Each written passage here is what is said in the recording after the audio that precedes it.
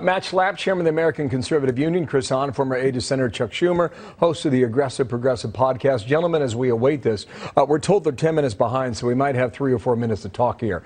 Matt, the same questions I'm asking Chris Swecker. Can you answer those? About why the FBI hasn't been more forthcoming? FBI, Capitol Police. There are so many holes in this story. Go ahead. Yeah, I think this is... Look, I've worked at the White House. I've worked on the Hill. Chris has worked on the Hill. There are protests in these areas a lot, and a lot of bad people try to descend on the Capitol. Maybe not something as horrific as what we had the other day, but it just seems like the safeguards that would normally be there weren't there. And I don't know why, because it's so clear that the passions in this country on both sides are on full tilt. And I think we've all been on social media watching videos that are incredibly troubling, including videos of Capitol Hill cops that are just like a one cop trying to hold back everybody. I've spent a lot of time walking around the corridors of the Hill, and there's a lot of Capitol Hill cops at work at any one time. So, I'm not blaming because I don't have enough information, but like you, I'd like to learn a lot more. No doubt. There's nothing that excuses the crimes that were committed, but clearly there was a lot of whiffs here. Maybe we get some answers in a moment. Chris, go ahead. What's your take right now?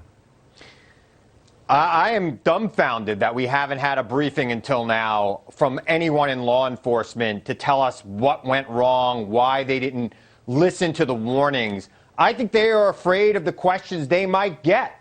They really took the Black Lives Matter protests very seriously over the summer in Washington, D.C. They did not take this protest as seriously, and they're going to have to answer for that, and they're going to get those questions today. I know a lot of them will be fired. A lot of changes will be made, and clearly they're going to be prepared for the inauguration and the events in the weeks to come. But it was clearly a breakdown, and I, for one, watched that in horror, knowing that my former boss and some friends of mine who still work on the Hill were in grave danger that day, as was our entire republic, because of a failure of law enforcement to take this seriously. People need to be punished, including the president and other enablers that allowed this language to continue and these lies to ferment. Matt, I don't know what your feeling is on the BLM comparison here. It seems to me over the summer the country was in a different posture. Whether it was Portland or Seattle or Kenosha or Minneapolis or Washington, D.C. or New York City. That's one point. I'll let you answer it in a moment here. The other thing is that the Capitol Hill police, their primary duty, in my view, is to make sure that the public doesn't cause problems for lawmakers. That's their job. Make sure nothing gets in or out that's nefarious. There hasn't been a tour in the Capitol since going back to late March. And you just wonder what the posture was for the police. How many people were staying home or had vacation, et cetera. There's a lot to stew on that. Just go ahead and give me your view there. Once again, we're seeing videos. They're anecdotal. It doesn't give you a full picture, but it does certainly seem like there was an understaffing problem. But I think, I learned this on 9/11. Everyone who works in the bubble at the White House, you assume that Secret Service is there to kind of take care of everyone. And you realize when a moment like that strikes, that they're there to take care of the president and the vice president. And the Capitol Hill cops, and with the vice president being there, maybe security personnel were more worried, like you said, about the line of succession and the people in the government, not so much the building and the ground. Somehow something was missed. And as far as the Black Lives Matter comparison is concerned, it's not a perfect example. I would just say this.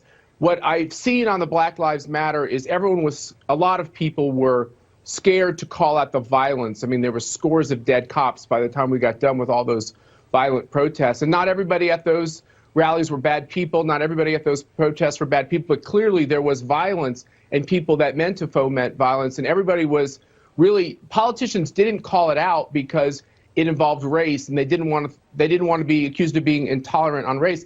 My view is that the politicians who are honest are the politicians that are saying left-wing violence is not acceptable. It's criminal, and you should go to jail. Violence that comes from the right is criminal. It's not acceptable. They should all be locked up. They should get the full extent of the law. We can't do our politics this way.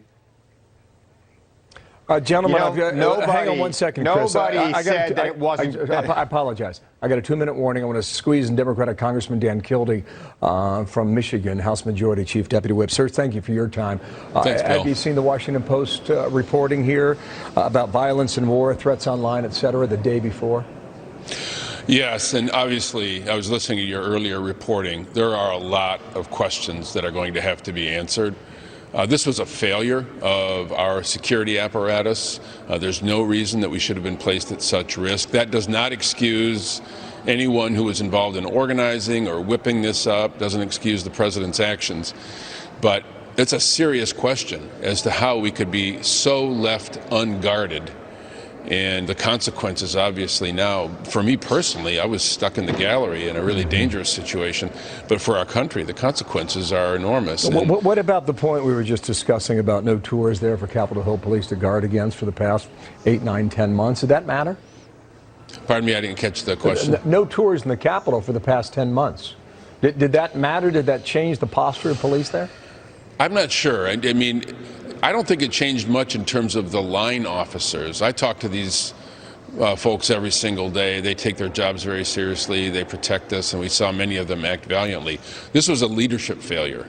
The failure to observe and prepare and plan, and if in fact there were warnings, the failure to translate those warnings into a sturdier defense is just beyond my comprehension. And you know, it's also frustrating that we're waiting until just now before there's even any opportunity to receive information, let alone ask tough questions, which I know we all want to do. And in this case, it's going to start apparently with this press briefing. It's been almost a week. Sir, we brought you on to talk about a little bit about your impeachment position.